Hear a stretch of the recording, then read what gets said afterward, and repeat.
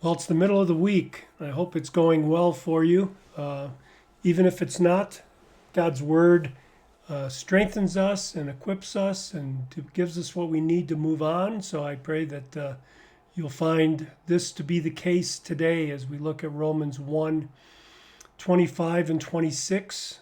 Paul is continuing to rehearse this downward spiral that mankind finds themselves in that kicks off with suppressing the truth and now begins to produce the fruit of that fateful decision.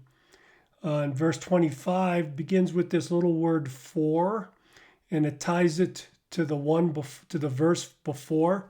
It's as if Paul is saying the reason they don't value their bodies is that they've turned from honoring the Creator and thanking Him to serve the created. That's what he's saying in verse 25. They exchanged the truth of God for falsehood.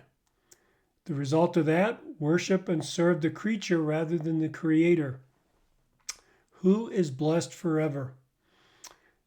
I think there's an important lesson we need to take note of, and it's kind of counterintuitive.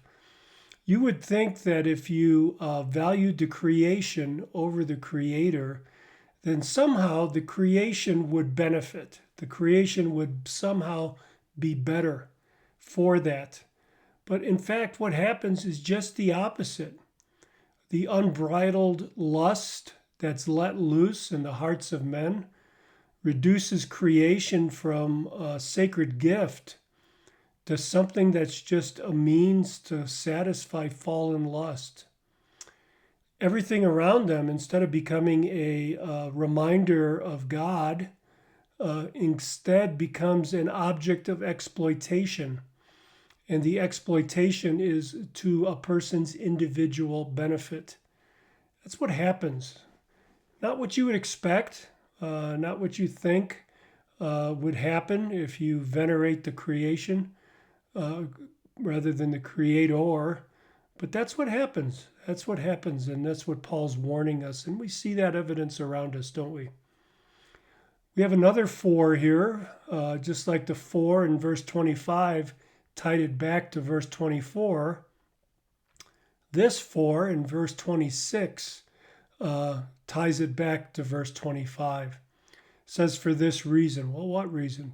Because they worship and serve the creature rather than the Creator. God gave them over. We see that phrase again. We saw it earlier in our last session that God gave them up in verse 24. Here he reiterates God gave them over.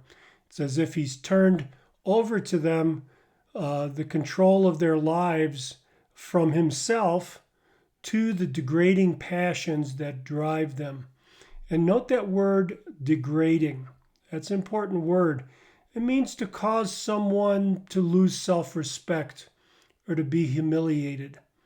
Turn them over to degrading passions, passions that degrade themselves and those around them.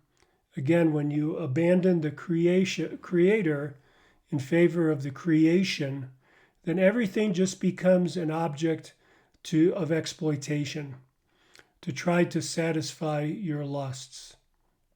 So unbridled lust leads to the humiliation of yourself and others.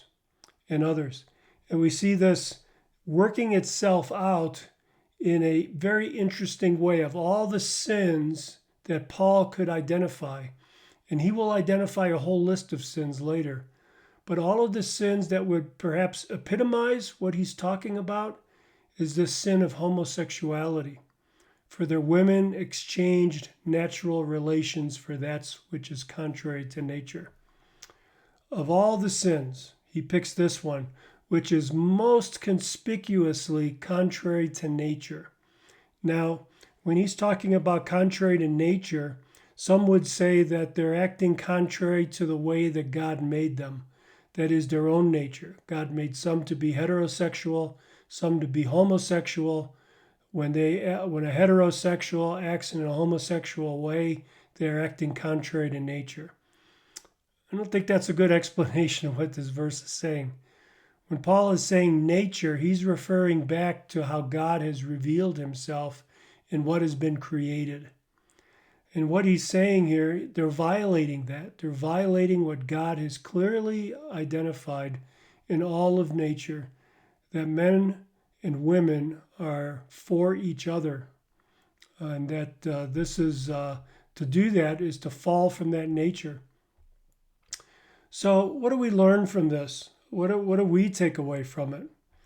Well, I think one of the things that we could take away, brothers and sisters, is that to have a right relationship with yourself and to have a right relationship with those who are around you and a right relationship really with the whole created universe, the whole world. We need to focus our minds on the reasons why we have to honor and give thanks to God. God will give you a better understanding of yourself, knowing Him. Knowing God is going to give you a better relationships with the people around you. It's going to give you the better relationship with the created universe that we find ourselves in. It will help us have a better balance of love and a better empathy for others when we are in a right relationship with God. So really, it all flows from having this right relationship. If the relationship is in place, then relationships with others fall into place. If that relationship is fractured, then everything around us is degraded, including ourselves. Everything in us becomes degraded. And we just become like beasts driven by our passions and lusts. Meditate on that here in the middle of the week. And I pray that you take time to think about and honor God and give thanks to Him for all that He's done for you, the salvation that He's provided, the sanctification that He is providing to you today, and the glorification that awaits you in eternity. God bless you.